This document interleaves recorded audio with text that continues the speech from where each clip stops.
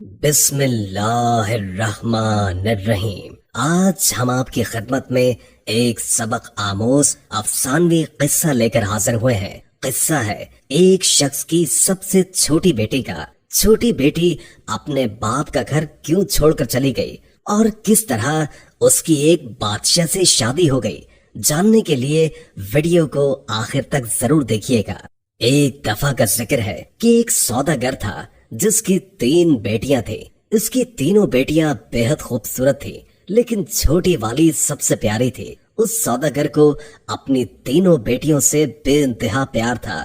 وہ بس ڈرتا تھا کہ کہیں اسے کوئی چھوڑ کر نہ چلی جائے۔ اسی لیے ایک دن سوداگر نے فیصلہ کیا کہ وہ اپنی تینوں بیٹیوں سے پوچھے گا کہ وہ اس سے کتنی محبت کرتی ہیں۔ وہ یہی سوچتے ہوئے اپنی سب سے بڑی بیٹی کے پاس گیا اور پوچھا، بیٹی تم مجھ سے کتنی محبت کرتی ہو؟ بڑی بیٹی نے جواب دیا، بابا جان میں آپ سے اپنی جان سے بھی زیادہ محبت کرتی ہوں۔ باپ یہ سن کر بے حد خوش ہوا اور اپنی بیٹی کو ایک قیمتی سونے کی مالا دے۔ پھر وہ اپنی دوسری بیٹی کے پاس گیا اور اس سے بھی یہی پوچھا کہ بیٹی تم مجھ سے کتنی محبت کرتی ہو؟ دوسری بیٹی نے جواب دیا، بابا میں آپ کو اس پوری دنیا میں سب سے زیادہ چاہتی ہوں۔ باپ بیٹی کی بات سن کر خوش ہوا اور اسے بہت سی سونے کی اشرفیاں دی۔ اب سوداگر اپنی سب سے چھوٹی بیٹی کے پاس گیا، بیٹی تم مجھ سے کتنی محبت کرتی ہو؟ سب سے چھوٹی بیٹی نے جواب دیا کہ نمک کے برابر۔ بیٹی کا جواب سن کر باپ کو بہت غصہ آیا۔ نمک تو انتہائی سستی اور معمولی چیز ہے، یہ مجھے اتنا پیار کرتی ہے؟ اور پھر سوداگر نے اسے بہت ڈانٹا اور غصے میں یہ بھی کہہ دیا کہ مجھے پتا ہے کہ تم ایک دن مجھے چھوڑ کر چلی جاؤ گی، اس لیے بہتر ہے کہ ابھی سے اس گھر سے چلی جاؤ۔ باپ کی بات بیٹی کے دل پر جا کر لگی اور وہ کسی کو بھی بتائے بغیر گھر سے روتے ہوئے نکل گئی۔ وہ لڑکی ایک ایسی جگہ سے گزر رہی تھی جہاں بہت سی گھاس اگی ہوئی تھی۔ لڑکی نے اپنے لباس کے اوپر ہی ایک اور گھاس کا لباس بنا کر پہن لیا تاکہ پہچانی نہ جائے۔ اس کے بعد وہ بادشاہ کے محل کے باہر جا کر رک گئی اور باہر کھڑے سپاہیوں سے کہنے لگی کہ سنو، مجھے کچھ کام کی ضرورت ہے، کیا تم مجھے کام پر رکھ لو گے؟ مجھے سب کام آتا ہے۔ نہیں بی بی، ہم ایسے کسی کو کام پر نہیں رکھ لیتے، جاؤ یہاں سے۔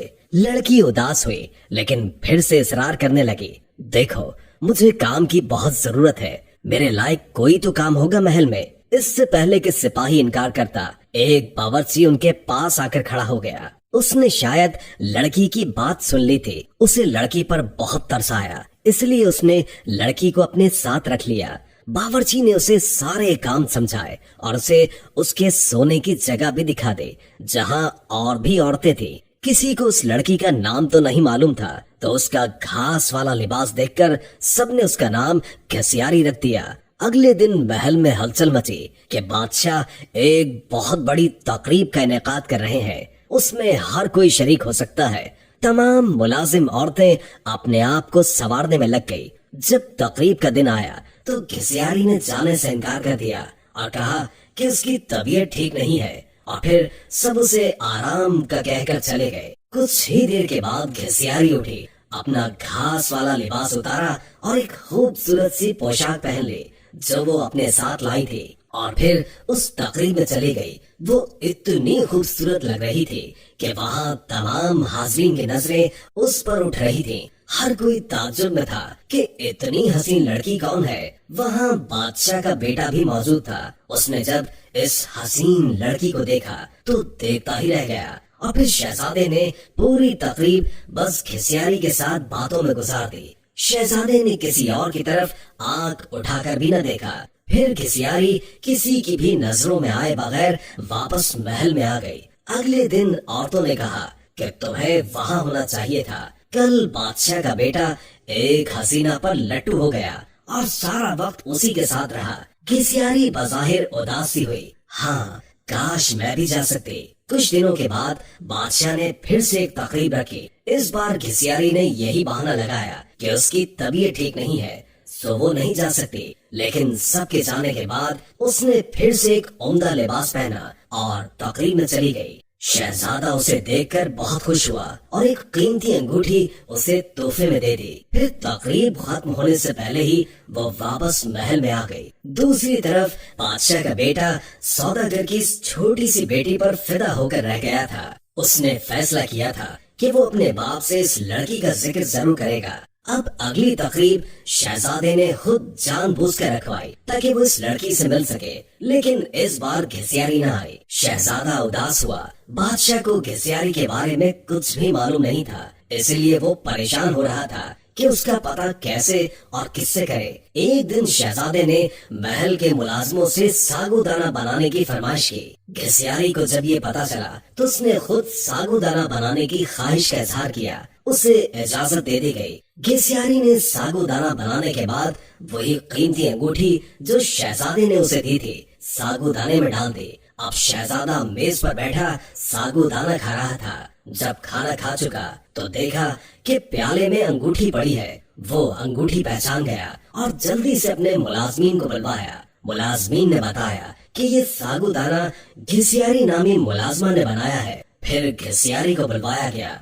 शहजादा घिसियारी को पहचान न सका, लेकिन जब घिसियारी ने बोलना शुरू किया तो शहजादे को उसकी आवाज सुनकर यकीन हो गया कि ये वही लड़की है जो उसे तकरीब में मिली थी और जिस पर वो दिल हार बैठा है। फिर घिसियारी ने अपना सारा किस्सा शहजादे को बताया कि वो इस महल में किस तरह पहुंच गई। शहजादे ने घिसियारी का बादशाह को बताया और इन दोनों की शादी कर दी गई। शादी के बाद एक बहुत बड़ी तकरीब रखी गई। उस तकरीब में सिर्फ शहर के बड़े बड़े सौदागर और ओहदेदारों को बुलवाया गया था। घिसियारी के बाबा भी उस तकरीब में मौजूद थे।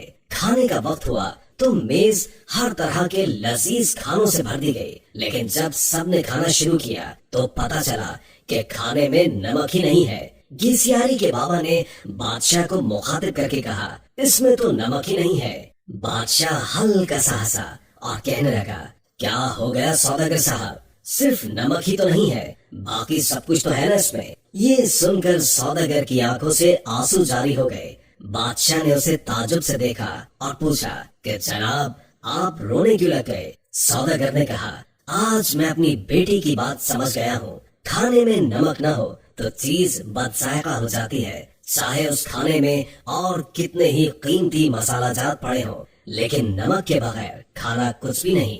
फिर सौदागर ने अपना किस्सा बादशाह को सुनाया और कहा कि मेरी बेटी मुझसे नाराज होकर चली गई है। मैंने उसे बहुत ढूंढा लेकिन वो नहीं मिली। मैं उसकी तरफ से बहुत परेशान रहता हूँ। सौदागर ने बादशाह को अपनी बेटी का हुलिया बताया तो बादशाह ने घिसियारी को बुलवाया और अपनी बेटी को सही सलामत देखकर बाप की खुशी का ठिकाना ही न था। सौदागर ने बेटी को गले लगाया और उससे माफिया मांगता रहा। दोस्तों वीडियो अच्छी लगी हो तो लाइक करके शेयर कर दें और कोई अच्छा सा कमेंट कर दें। अल्लाह ताला हम सबको अपनी हिफ्ज़ व अमान में रखे। जज़ाकल्लाह।